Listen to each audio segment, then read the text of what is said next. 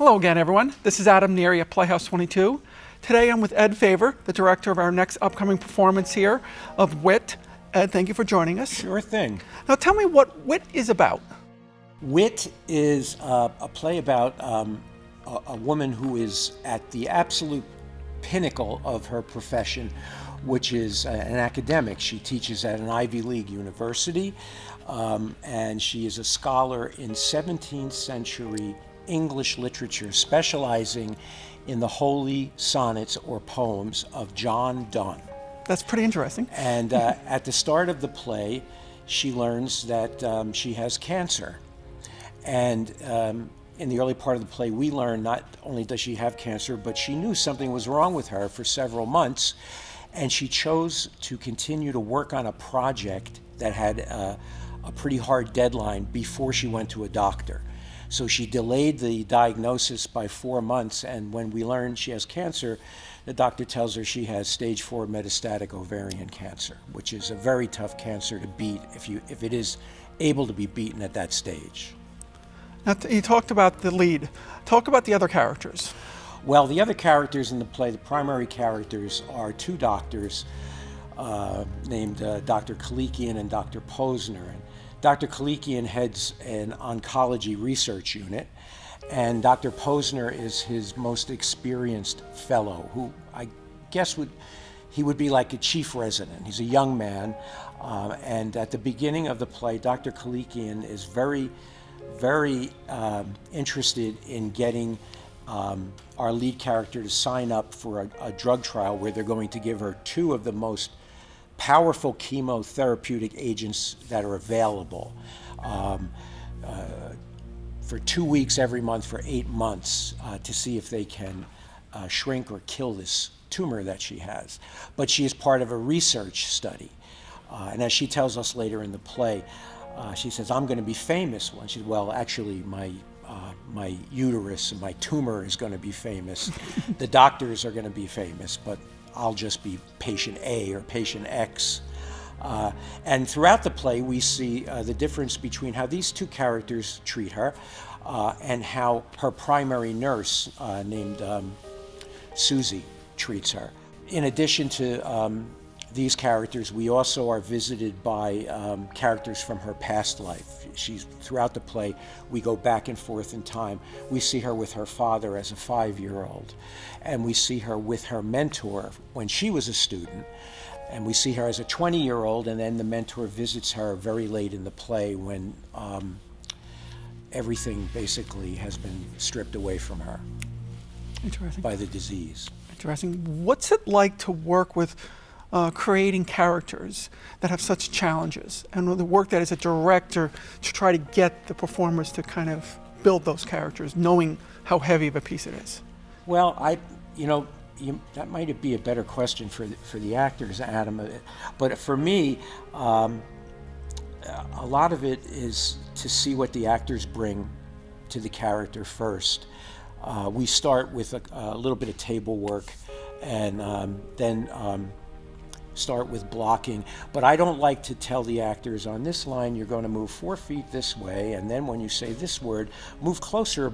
Nope, not that close, a little bit closer. I prefer to say to them, when you start this speech, you're going to be over here, and I want you to get here by the time you say this sentence, and then let them move and see how the character is informing where they choose to go on the set. And of course, if they're like walking into the audience or something, I might say, "Well, stop, let me give you a little help here." And then I watch what they do and offer them feedback and adjustments. I like to think of it as a collaboration. And in this case, a lot of it came from the actors. I gave encouragement more than adjustment a lot of times. Interesting. Sorry. Now, you've worked on main stage and a black box stage. Yes. Explain the challenges or how we're working in a black box space here, specifically with this piece. Well, I think this piece benefits from a black box because the audience is so close. I like the black box. I like being right on top of the audience and making them part of the piece.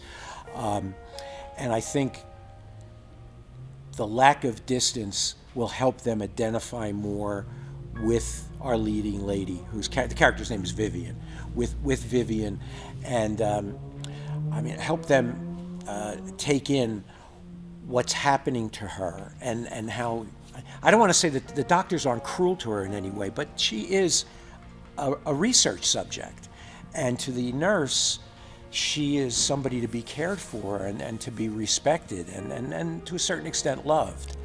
And having the audience this close, you get a better reaction, I think. I've seen it as an actor too. Saying something in a play and hearing the audience go, oh, or laugh or say, yeah, like that. It's the intimacy helps the play. You play off the chemistry of the audience. Yes. Yeah. Now, what do you want the audience to get out of this? Well, I think, the author, this is the only play she's ever written. Really? She was an occupational therapy aide at a hospital, I believe in the Atlanta area, and she witnessed how patients were treated by doctors and technicians. We also see that. We see how she's treated by people who are doing CAT scans and x-rays on her, and how the nursing staff treated her. So she sat down and wrote this play, and then went back to her life and became a school teacher. She wins the Pulitzer Prize in 1999 or 2000 and never writes another word. Interesting. Because she wanted to go back to being a teacher. And what I'd like the audience to do is to be able to identify with Vivian, even if the only time they've been in the hospital was for maybe a broken ankle. To be able to say, oh yeah, I remember that. And I've had several surgeries in my life, and I can tell you that doctors breeze in. The resident comes in the morning to change your dressing, and I try to engage in conversation with them, and they're because they've got 40 other patients to do before lunchtime. Yeah.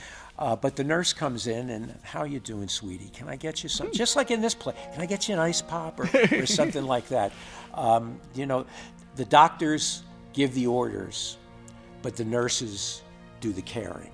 That's good. That's a good way to describe it. Yeah. Now, you talked about what you want the audience to get out of it. What do you want to get out of it as a director?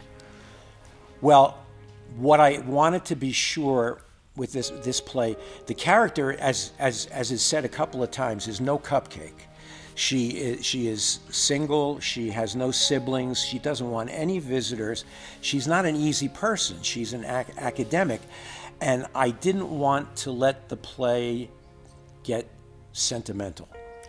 So there's a lot of music that I used in it, and there's a lot of music on the playlist that was eliminated because it was too sweet, or it might. While I'm not above manipulating an audience with a piece of music, that would have been a disservice to the play. So what I want to get out of it is truth and authenticity. The actors I hopefully will be on the spot with their lines, but I'd rather them mess up a line in being truthful and authentic to the moment. This sounds very exciting. And Ed, thank you very much for the work you've been doing here. I know the audience is going to really, I wouldn't say enjoy, but they would appreciate a good piece of art here. So thank you. And I just want to thank you for joining us today. Wit is playing here at Playhouse 22, April 25th through May 4th. Performances are Friday and Saturdays at 8 p.m., Sundays at 2 p.m. Tickets are available on our website at playhouse22.org or our phone number at 732-254-3939. Please note there's a lot of sensitive material on this show, so it may not be appropriate for all audiences. But we look forward to seeing you again here at Playhouse 22.